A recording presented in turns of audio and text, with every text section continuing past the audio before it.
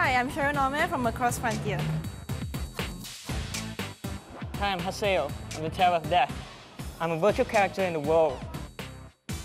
Cosplay, a product of the otaku of Japan that is now taking Singapore by storm. The first recorded cosplay gathering took place in Singapore in 2002. And since then, its popularity has grown tremendously. Today, every Singaporean knows what cosplay is about. Yeah, I know about it. It's costume plus play. Oh, cosplay is dressing up of manga or anime characters and acting like them. Yeah, I tried it before, but it's only one time, and it's fun. I tried a few times cosplaying before, and it's fun. Cosplayers in Singapore are mostly between the ages of 13 and 26. Many of them are equally interested in anime and manga and are often lured into cosplay by friends who are already cosplayers. When cosplay first started getting popular in Singapore, there were around 100 active cosplayers. Over the past few years, its popularity has quadrupled, and there are approximately 400 active cosplayers in the city. Along the shopping district of Orchard Road, at a popular youth hangout called Scape Mall, there is a shop that is known for its sale of cosplay clothing. The owner is Elizabeth, an avid cosplayer and a big fan of Japan. Come, I'll show you what Haru House carries as well. We have the Lolita fashion, things that's doll-like and very pretty. We have imports from Japan.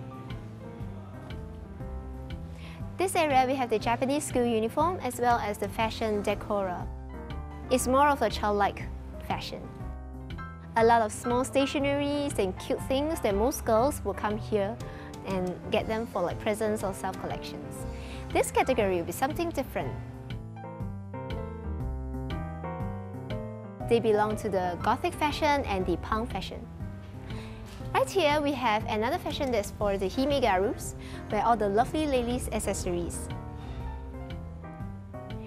We also have here imports from Akihabara anime merchandise.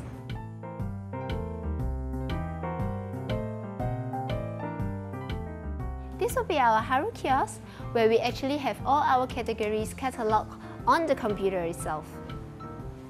This will be a range of our cosplay costumes.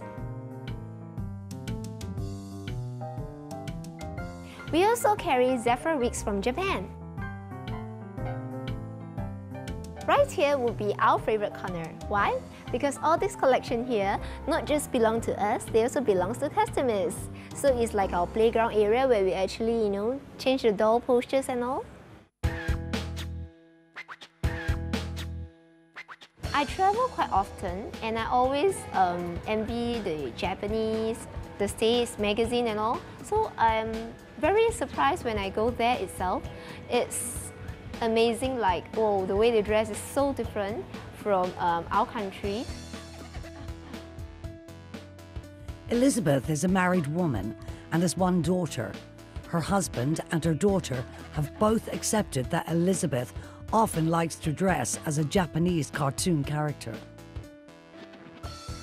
Since I've been different since 1996, even right now I'm still like that. I don't think I'll be stopping dressing differently. That's why I decided to open this shop, in the first place. I want to be different, just go for it lah. Elizabeth's efforts have paid off. She has seen a boom in her business since 2005, following the sudden increase in the popularity of cosplay. Her current shop is now 3 times larger than her first one. Her efforts in organising events for local cosplayers at Haru House has also made her a very popular figure in the cosplay scene in Singapore. Today, many local cosplayers know that they can go to Elizabeth and the Haru House Facebook page for cosplay event invites and merchandise inquiries. and also to check out photographs of cosplay events in Singapore. We have like workshops where we actually gather together and talk about common things like makeup and all, and how to improve, or how to make small things, and how to save money in this expensive hobby. It could be like a family problem, school problem. It's like a fantasy getaway where you're like cosplaying, you feel like you're in that character and you don't have to care about the realities. One of Elizabeth's regular customers is 21-year-old Ai Ling, who comes to Haru House every day after school to hang out. Ai Ling is pursuing a diploma in advertising at the Nanyang Academy of Fine Arts in Singapore. She is also a cosplayer and uses the nickname Kageshi in the cosplay scene. To get the money required for these pricey cosplay items, she freelances as a model and designer. Cosplay is her favorite thing in life, and at the moment, she's determined to keep doing it, no matter what. Adults, they see us as people who are weird, because we are like weirdos to them, or freaks. That's what they term us. Because even though we dare to be different, it's not something that they can accept what we are doing. They'll just think that we are wasting time, but to us it's a passion, it's something what we love to do. When I first joined, I thought it was nothing. Then when I joined, it's actually very fun to know people. We have overseas cosplayers from Thailand, Indonesia. We get to know them, then when we go overseas, we still talk to them, contact them, even meet up with them sometimes for dinner. Yeah, then it's like, the more you know, the better, you know what they say, right? About expanding your knowledge even as you grow older. Yeah. For her friend, 19-year-old Max, cosplay is a lot more than just fun. It is the only way he can get the company he craves. It's kind of lonely being an only child. You have everything, but you don't have anyone to share it with. You do get all you want, but there are some things that you just can't get, and that's probably a sibling's love. Company. Max is a student at Nanyang Polytechnic, pursuing a course in game programming. He first met Elizabeth when he came to buy a wig for his school event. He soon started going to different cosplay events and eventually found himself a place in the cosplay circle. Before cosplay, you could say I wasn't very outspoken, and I wasn't the type to speak out my mind, and I was kind of antisocial. So maybe cosplay made me more social and also more friendly, I guess. Because it opened me up to so many different people, and I meet so many kind of different characters in the cosplay circle. So getting to know each and every one of these person and befriending them must have done something to me. Like Ai Ling, Max makes it a point to work odd jobs during his school holidays to save up for all the clothes, accessories and makeup that are required to create his desired look. My parents actually do approve of me cosplaying as long as I don't do anything weird. My mom used to tell me that I've changed for the better in terms of being outspoken and not being so antisocial. Professor Patrick Williams, a sociologist at the Nanyang Technological University of Singapore, is not surprised that Singaporeans have begun to cosplay. I think some people that engage in cosplay may be people that don't fit into normal society already. They feel that they themselves are somehow on the periphery, somehow out of Singaporean society in general. That could mean that they feel superior, or they feel better than. They see themselves as more active in their cultural production than the average person. And so the feelings that come out of that production may give them a sense of self-satisfaction that they feel is more rewarding than simply following what mainstream culture kind of dictates they should be doing. My favorite cosplay character, it would probably be Haseo, the Terror of Death from .hack.gu. He was an arrogant brat just like me once. And surprisingly, throughout the whole series and game, he turned into someone who's a very capable leader and someone who is really matured in the end. Well, I chose this character mainly because of his character growth. I like people who actually change a lot for the better. On the social psychological level and the emotional level, I think a lot of people that engage in cosplay get a lot of good out of it. So they feel good about themselves through creating cultural products that are meaningful to them. And then when they show those costumes off to their friends, when they engage in communal cosplay, it's something that's very rewarding at a small emotional level. To me, in my opinion, cosplay is actually an art whereby you bring out the character you are cosplaying through your own unique ways. And cosplay is also about having fun. In the end, what's there to do in a hobby if there is no fun? While most cosplayers get their fun from parading round as fictional characters, others find more joy in the process of costume making. 22-year-old Wei Li is one such innovative costume maker. This is actually my own innovation in the sense whereby I can double this up as both a space filler and also to provide me with drinks. Yeah, it gets kind of hot in a suit like this, so water is really important.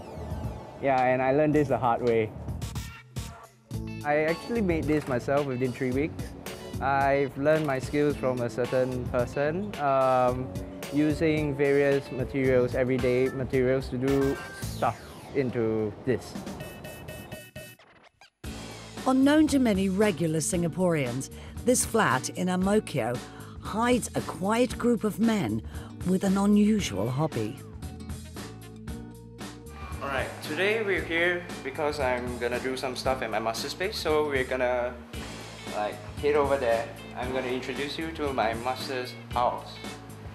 So the strong indication that anyone's at my master's place would be this pile of stuff outside because there's not really much space, as you will see later on.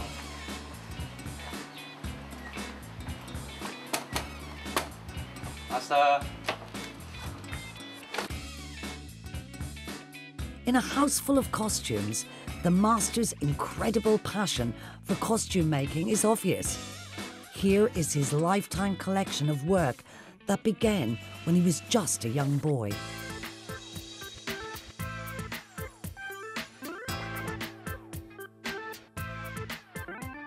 以前我的时代是没有 cosplay 的，以前看奥特曼的时候我就喜欢的，以前差不多是9岁10岁的，以前的奥特曼是黑白的。 告别我看下去，我就喜欢告别，我就用靠步来学做，做来做的前一做进步，做到来变成做那种机器人，做了之后才学到做 costume 去，研究看他们的 rubber 是什么种 rubber， 买他的书来研究他的东西，就做到 rubber 去了。因为那种的 costume 是有的是他们的国家是不卖出来的，他要自己靠自己来做咯。因为有的是他们卖是有时候卖他头。 他没有卖他身体，他有时候身体也没有，头也没有，那你要做咯。Although this master spent years perfecting and researching the art of costume making, he never once used his creations for profit.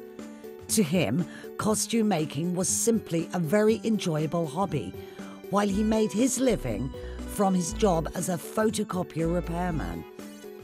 Now that he has retired, he spends his days passing on his years of costume knowledge to the next generation for free. 因为第一个每个学生要做一个小模型给我看，他做了我就教他们咯。他现在越来越收越多，越来越收咯。因为我跟你讲，因为我怕新加坡人没有人再做过啊，我就交给他们做咯。他一个收到差不多算起来有10多个。 他每次都换，有时候他们这灯来了，现在是我已经retire，他教功夫有什么新的，我就教给他们怎么做。Well, I think the key role that cosplay performs in people's lives is bringing people together around something that they share interest in and providing a community and a set of relationships in which they can become meaningfully involved. And that's important in societies today where a lot of us feel like we walk around through everyday life, not knowing a lot of people around us. Oftentimes we don't know our neighbors, we don't know our co-workers, we don't know the people that we're sitting next to on the train or on a bus. And so to have that meaningful connection with people that share an interest with us is very rewarding.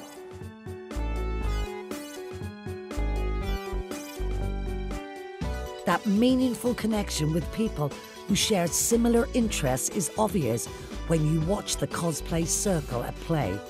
No matter what characters they are pretending to be, no matter what persons they are trying not to be, it is obvious they all belong in this world as cosplayers.